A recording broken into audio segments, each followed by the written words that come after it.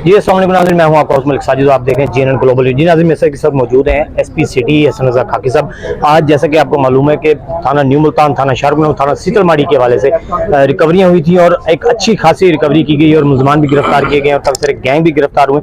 SP साहब से हम बात करते हैं कि जुर्म की जो रेशियो की एक मिकदार थी उसमें कितनी कमी आई है और मजीद आगे क्या प्लान है। अस्सलाम वालेकुम। जी वालेकुम अस्सलाम।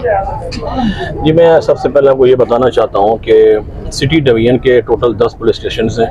अगर हम क्राइम की बात करें तो इसमें अल्हम्दुलिल्लाह 50% जो है क्राइम जो है वो डिक्रीज होता हुआ आपको नज़र आया है। और जो क्राइम हो रहा है उसको भी ट्रेस करने के लिए जो मेरे SHOs की टीम है वो डे एंड नाइट काम कर रही हैं। इसी सिलसिले में आज हमने 5 गैंग्स अरेस्ट की हैं जिसके टोटल 15 मेंबरान हैं और तकरीबन 1 करोड़ से ज़ायद की जो है हमने रिकवरी की है मुलजमान से, जिसमें एक ट्रैक्टर ट्राली है, 2 गाड़ियाँ हैं, मोबाइल्स हैं और नकदी है और मोटरसाइकिल है।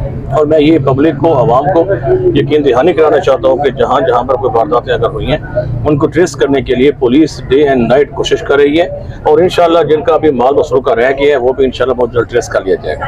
अच्छा सर, आपकी अंडर एक थाना जो सीतलमाड़ी है उसका हदूद रकबा काफ़ी सारा ज़्यादा, देहाती एरिया ज़्यादा है, तो वहाँ पर नफरी की जहाँ तक हम देखते हैं कि कमी महसूस की जा रही है, तो वहाँ पर कोई नफरी बढ़ाने का कोई है प्लान?